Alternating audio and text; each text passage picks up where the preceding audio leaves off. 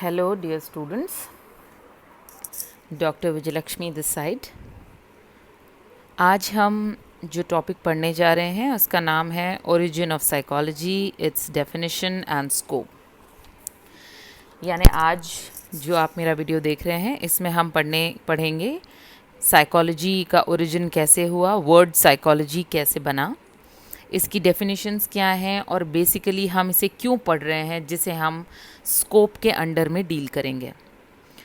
ये जो टॉपिक है इसमें जो भी आप कंटेंट देखेंगे जो मैंने लिखा है, it is according to the INC norms, और ये GNM फर्स्ट ईयर और BSc फर्स्ट ईयर दोनों स्टूडेंट्स के लिए यूज़फुल है। So moving on, we have origin of the subject psychology. सबसे पहले हम इसका इंट्रोडक्शन देखेंगे। Psychology is defined as the study और science of behaviour which is aimed to know about the why and how of our behavior, the curiosity to know why we behave in a particular way, and how many of us behave in or the other situation has been in fact responsible for generating the subject matter of psychology. इसमें हम ये देखेंगे, हम देखते हैं कि जो ये वर्ड साइकोलॉजी है या ये जो साइंस है साइकोलॉजी, ये बताती है कि हमारा बिहेवियर एक स्पेसिफिक या पर्टिकुलर तरह का क्यों होता है, हम किसी भी एक पर्टिकुलर सिचुएशन में एक पर्टिकुलर बिहेवियर ही क्यों शो करते हैं। Moving on, psychology is derived from two Greek words, psyche and logos. Logos means rational discourse और स्टडी। साइकोलॉजी जो है वो दो शब्दों से मिलके बना है, psyche and logos. Logos means the course of study और द स्टडी ऑफ, जिसे हम बोलचाल की भाषा में कहते हैं, आम बोलचाल की भाषा में हम बोल सकते हैं कि द स्टडी ऑफ। साइके जो है, इस वर्ड का टाइम टू टाइम चेंज होता रहा है, इस वर्ड का मीनिंग और इसके जो कॉन्टेक्स्ट हैं उसमें। तो सबसे पहले in very early times psyche meant the study of soul. बहुत पहले इसको स्टडी ऑफ सोल कहा गया था, साइके को। Over a period of time the psychologist started naming psyche as the study of mind और the shape of mind. Slowly, धीरे धीरे, जैसे जैसे साइंस इवॉल्व होती गई, जैसे जैसे सब्जेक्ट साइकोलॉजी इवॉल्व होता गया, उसके साइके के मीनिंग भी चेंज होते गए। First it was the study of soul, बाद में कहा गया it is the study of mind. In 1894, Edward Bradford interpreted psyche as consciousness, and therefore he gave the definition of psychology as the study of consciousness. In 1894, Edward Bradford, he was a psychologist, जिन्होंने ये कहा कि psyche can be termed as unconscious, something which is unconscious. And he said that psychology is nothing merely a study of consciousness. मतलब ये सिर्फ consciousness की study है। अब हम आगे चलते हैं। We will be dealing with the definitions of psychology. So first, by William McDougall, he said psychology as a positive science of conduct of living creatures. Later, he himself modified his definition and defined psychology as a science which aims to give us better understanding and control of the behavior of organism as a whole. William McDowell, he stated that psychology is the science which aims to give a better understanding and control of behavior. Next, by Walter Bauer Pillsbury, he said psychology is the science of human behavior. Pillsbury, he very clearly stated that psychology is nothing but a science of behavior. Then there came another psychologist who defined Woodworth. His name was Woodworth, and he defined psychology as the scientific activity of the individual in relation to his environment. Woodworth stated that psychology is a scientific study, a scientific activity of the individual in relation to the environment. So basically, जो भी हमारा reaction या relation है environment के लिए, जैसा भी हम एक स्टिमुलस के लिए रिएक्ट करते हैं उसे हम बिहेवियर कहते हैं। और जैसा हमने पहले पढ़ा, psychology is the study of behaviour. Next, by N.L. Munn, he said that psychology is a scientific investigation of behavior of the living organisms in relation to their environment. N.L. Munn and Woodworth, इन दोनों ने psychology को लगभग एक जैसा ही define किया. N.L. Munn said that it is the behavior of an organism in relation to their environment and its scientific investigation. He said that specifically that it is a scientific investigation. That means ये वो तरीका है, वो science या scientific method है जिसमें हम एक साइंटिफिक यानी प्रिंसिपल्स बेस्ड काम करेंगे. एक हम इसमें एक्सपेरिमेंट्स कर सकते हैं, जैसे साइंस में हम कर सकते हैं, तो इसमें हम एक्सपेरिमेंट्स कर सकते हैं, हाइपोथेसिस और एजम्पशन को टेस्ट कर सकते हैं. तो इसीलिए इन्होंने कहा कि it is a scientific investigation of behaviour of living organisms. Psychology was also defined as developing positive science which enabled us to study the behavior of a living organism in relation to their environment. तो जैसे जैसे psychology का evolution होता गया, हमने देखा कि last में एक बड़ी ही सिंपल से एक लॉजिक या एक डेफिनेशन को एक्सेप्ट किया गया, which was studying the behaviour of any living organism in context with his environment और in relation to the environment. Moving on, next we have scope of psychology. The scope of subject psychology can be discussed under two headings. First is the branches and the subject matter, जो भी वो deal करती है, and second is the limits and boundaries of its operation and application. तो यहाँ पर basically जब हम स्कोप ऑफ साइकोलॉजी पढ़ रहे हैं तो यहाँ पर हम सिर्फ इसी की बात करने वाले हैं कि किस किस फील्ड या एरिया में ये एप्लीकेबल है. यानी अगर मोटी भाषा में हम कहें तो हम ये कह सकते हैं, अगर बोलचाल की भाषा में हम देखें तो हम ये बोल सकते हैं कि साइकोलॉजी पढ़ने के बाद या साइकोलॉजी पढ़ने से हम किस किस फील्ड में इसका फ़ायदा उठा सकते हैं या अपनी इस नॉलेज को कहाँ कहाँ अप्लाई कर सकते हैं. तो फर्स्ट अगर हम देखें branches and the subject matter with which it deals, तो सबसे पहले आता है जनरल साइकोलॉजी. अब जनरल साइकोलॉजी क्या है? General psychology is in its large area और field of psychology which deals with the fundamental rules, principles and theories in relation to the study of behaviour of normal adult human being. General psychology में हम generally ये देखते हैं कि उसका field या area क्या है, किन चीज़ों के साथ बेसिकली वो डील कर रही है. मतलब एक जनरल फिनोमिना किसी भी लिविंग या ह्यूमन बीइंग. नेक्स्ट है सोशल साइकोलॉजी. सोशल साइकोलॉजी का मतलब होता है जब हम सोसाइटी के कनेक्शन में उस सब्जेक्ट मैटर को पढ़ रहे हैं. सोसाइटी के कनेक्शन में मतलब हुआ कि जिस सोसाइटी में हम रह रहे हैं वहाँ के लोग कैसे हैं, उनकी थॉट प्रोसेस कैसा है, हम वैसा क्यों बिहेव करें, हम वैसा क्यों ना बिहेव करें.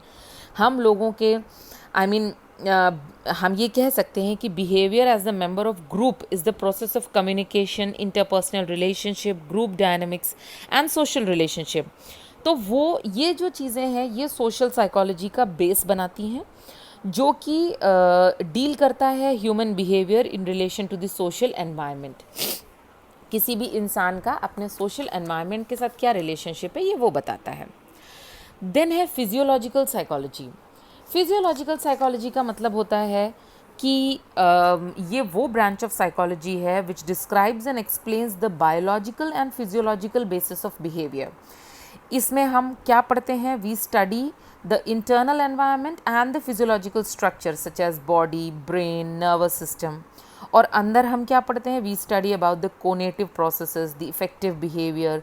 बॉडी का माइंड का कौन सा पार्ट है जो किस चीज़ से डील करता है, मेमोरी कहाँ होता है, स्टोरेज कहाँ होता है, हमारा अटेंशन, परसेप्शन, लर्निंग, ये हमारे बिहेवियर को, हमारा एटीट्यूड, इंटरेस्ट, लर्निंग, ये सारी चीज़ें हमारे बिहेवियर को कैसे अफेक्ट करती हैं और हम किसी भी पर्टिकुलर सिचुएशन में हम या हमारी बॉडी या हमारा दिमाग कैसे रिस्पॉन्स करता है. नेक्स्ट है इंडस्ट्रियल साइकोलॉजी. तो as the name suggest it is the branch of psychology which deals which studies the human behaviour in relation to situations and environment in the industrial world. इसका main aim है bringing improvement in working output of the human resource for the purpose of raising quality production. इसमें हम ये देखते हैं कि industries में जो वर्कर्स काम कर रहे हैं तो अगर हम इंडिया में देखें तो लोग ज़्यादा इसलिए काम करते हैं because they want to earn more, because responsibilities are more, जो भी अमाउंट पे होता है वो शायद कम होता है, इंश्योरेंसेस नहीं होते हैं, कोई भी सिक्योरिटीज़ नहीं होती हैं, ओवर टाइम के कोई रूल्स नहीं होते हैं, specific work and leisure hours नहीं हैं। तो उस कनेक्शन में लोग बहुत ज़्यादा डिससेटिस्फाइड ना हो जाएं अपने एम्प्लॉयमेंट से, अपने वर्क रूटीन से, अगर वो इंडस्ट्री में काम कर रहे हैं, प्लस वो हैज़ार्ड से एक्सपोज ना हो, कोई भी ऑक्यूपेशनल हैज़ार्ड से उनकी जान को कोई ख़तरा ना हो, और साइकोलॉजिकली वो सेटल्ड रहें ताकि वो अपने माइंड को पीस में रख के, यानी earning their peace of mind, they can work. और अगर वो, क्योंकि it is the worker, the person, the worker और the labourer is the basic person who is responsible for the productivity. तो जब हम उनके लेवल पे आके उनकी साइकोलॉजी, उनके स्टेट ऑफ माइंड को समझ सकेंगे, और अगर हम थोड़ी बहुत काउंसलिंग सेशंस उनके लिए ऑर्गेनाइज कर सकें, या साइकोलॉजिकली उनके एस्पेक्ट्स को समझ सकें, या वो किसी भी सिचुएशन में अच्छा या बुरा क्यों बिहेव कर रहे हैं, अगर हम वो चीज़ें समझ सकें, तो it is sure that we can improve the productivity. Next is clinical psychology. Clinical psychology भी is very clear, as the name suggests. It implies to all the clinical areas. This is the branch of psychology which helps in proper diagnosis of the mental illness and diseases caused on account of the abnormality and maladaptation of the behavior. Basically ये clinical psychology वहाँ पर apply होती है जहाँ पर हम देखते हैं कि कोई इंसान बीमार है, काफ़ी समय से बीमार है या कुछ समय से बीमार है, उसका स्टेट ऑफ माइंड क्या है, उसके बीमारी की वजह से उसका physical, biological, sociological, economical, socio cultural, ये सारे एस्पेक्ट कैसे अफेक्ट कर रहे हैं, और उसके संबंध में उसका या उसके कनेक्शन में उसका जो बिहेवियर है, अगर वो चेंज हो रहा है तो क्यों है, माल अडेप्टिव है तो क्यों है, और उसको हम अडेप्टिव कैसे बनाएं। नेक्स्ट है abnormal psychology. As the name suggest, it is the branch of psychology which describes and explains the behavior of abnormal people in relation to their own environment. ये बताता है कि कोई भी इंसान अपने ही environment में abnormally क्यों behave कर रहा है, why. Next, crime psychology. Crime psychology basically deals with the behavior of criminals, their relation with the situations and which have caused them to commit a crime or leading to a criminal behavior. It helps in detection of the criminals through behavior analysis techniques and adopts behavior modification devices for which proper reforms and rehabilitations can be done. इसमें हम ये देखते हैं कि कोई भी इंसान criminal क्यों बना, what was the reason that he became a criminal, or what is the reason that he committed a crime, and what now can be done to improve this maladaptive behavior. Moving on, next we have experimental psychology. Very clearly it states and explains the ways and means of carrying out psychological experiments following scientific methods in controlled or laboratory situations for the study of mental process and behavior. इसमें हम ये देखते हैं कि जब हम किसी भी एनिमल या ह्यूमन को अगर हम किसी एक्सपेरिमेंट या किसी भी रीज़न के लिए चुन रहे हैं, तो हम देखें कि वो भी कहीं ना कहीं साइकोलॉजिकल ग्राउंड पे फीजिबल होना चाहिए, वो हर्ट नहीं होने चाहिए। अगर एनिमल्स हैं तो उनका एक्सप्लॉयटेशन नहीं होना चाहिए। अगर ह्यूमंस पे हम कुछ कर रहे हैं, हम अगर फॉर एग्जांपल डिप्रेशन, एंग्जाइटी या आइसोलेशन पे कुछ स्टडी कर रहे हैं, रिसर्च कर रहे हैं, एक्सपेरिमेंट कर रहे हैं, तो वो इतना ज़्यादा या इतना कम ना हो जाए कि जो उनके नॉर्मल रूटीन या नॉर्मल बिहेवियर को अफेक्ट करके उसे माल अडेप्टिव बिहेवियर की तरफ ले जाए। Child psychology, as the name suggest, deals with the study of behavior and process of growth and development of children from birth to the beginning of adolescence. जब पैदा होने से एडोलेसेंस पहुंचने तक, यानी 12-13 साल की उम्र तक जो उनके अंदर ग्रोथ एंड डेवलपमेंट है, डेवलपमेंटल चेंजेस हैं, जो भी चीज़ें बदल रही हैं, अच्छी हो रही हैं, बुरी हो रही हैं, उन सभी की स्टडी को हम चाइल्ड साइकोलॉजी के अंदर डील करते हैं, उस सभी स्टडी मैटर को। Adult psychology is the branch of psychology that deals with the study of and behavior of adults. इसमें हम ये देखते हैं कि जो ग्रोथ एंड डेवलपमेंट हुआ है वेरियस डायमेंशंस में, in their personality, interest, attitude, typical behaviour, adjustment problems, ये सारी चीज़ों की whether they have knowledge of all this और नॉट, है ना। And the knowledge of adult psychology proves helpful to the teachers of adult education workers and counsellors in guiding them properly for their individual and social progress.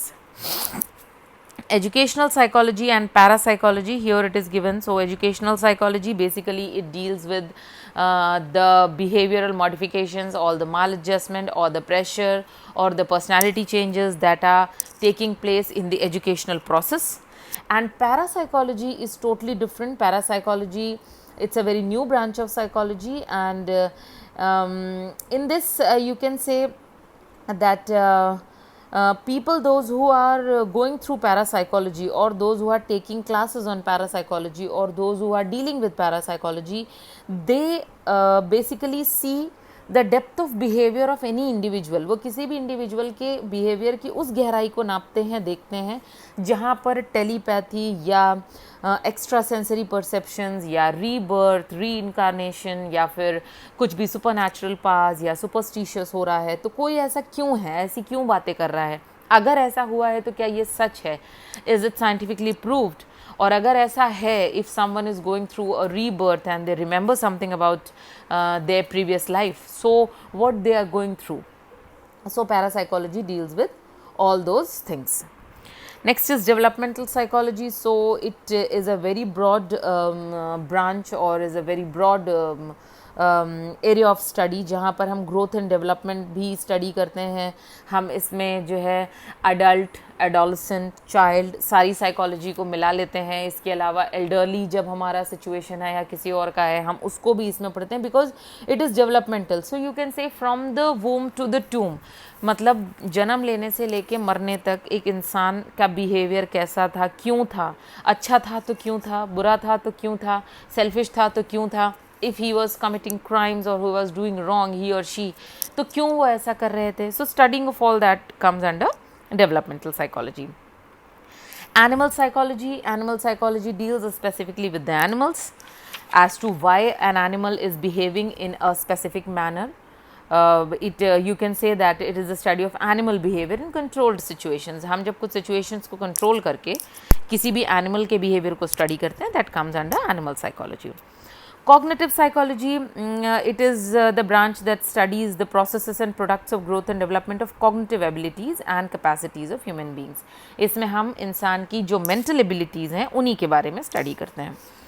Military psychology is a very newer branch of psychology, and in this we study as to how to keep the morale of the soldiers and citizens high during the wartime, how to fight, why to fight, why they are important to us, and how to face the war propaganda and the intelligence services, and how they can get better recruitments. And इसमें हम लोगों को बताते हैं कि आप कितने important है, who are you at times of war, at times of riots or something, that type of situations. So we see कि हाँ, they are very important, they are playing a very important role. Legal psychology, it deals with all the aspects of legal, you can say all the legal aspects or all that jurisdiction. Moving on, next we have geopsychology, which explains the relation of physical environment, particularly weather, climate, soil and landscape with the behavior. हमने देखा है कि हम जब एक जगह से दूसरी जगह जाते हैं, कहीं पर लोग बहुत ज़्यादा मीन होते हैं, कहीं पर लोग बहुत हेल्पफुल होते हैं, कहीं पर लोग बहुत ज़्यादा फूडी हैं, कहीं पर लोग बहुत मेहनती हैं. सो हम जियो साइकोलॉजी में ये पढ़ते हैं कि how their behaviour is related to their environment. We have community psychology, so it specifically deals with a specific community. अगर हम किसी भी एक specific community के बारे में पढ़ रहे हैं, वहाँ पर हम community psychology को apply करते हैं. हम बोल सकते हैं कि the people belonging to a community have a unique style of living and behaving, coping with themselves, environment, interpersonal relationships, intrapersonal relationships. So the study of all the behavior patterns and styles of the community may help to know it may help to know an individual and group of a community. We have individual psychology, it specifically deals with the individual himself or herself. इसमें हम ये देखते हैं कि एक individual एक situation में कैसे behave करेगा, या कैसा बिहेव कर रहा है. इसके अलावा भी सब्जेक्ट मैटर में अगर हम ब्रांचेस की बात करें तो we have so many other branches. We have crime psychology, we have like we have this, जैसे कि हमने अभी डील किया पैरासाइकोलॉजी के साथ, तो उसी तरीके से जैसे जियो साइकोलॉजी है वैसे ही एरोस्पेस साइकोलॉजी भी होती है. All that is related to all those who are in this space और those who go and visit this space. So analysing their behaviour. And we have sports psychology जो हमको बताती है what a sportsman feels. We also have health psychology and we have this what to say, consumer psychology. We have many other managerial psychology aspects are also there. So there are many aspects of psychology that can be dealt. अगर हम बात कर रहे हैं सिर्फ education matter की, अगर हम बात कर रहे हैं सिर्फ इस बात की, अगर हम इस बात को डिस्कस कर रहे हैं कि जो ब्रांचेस हैं या इसकी एजुकेशन कहाँ अप्लाई होगी या कहाँ कहाँ हम इसको अप्लाई करके we can seek a job, या फिर कहाँ कहाँ हमें साइकोलॉजिकल कंसल्टेशन की ज़रूरत पड़ सकती है, तो वो सभी जगह हम स्कोप में लेकर आके हम इसको स्टडी करते हैं. तो आई होप कि the lecture was in Hindi and English combined. Explanation I have tried to give you my best. If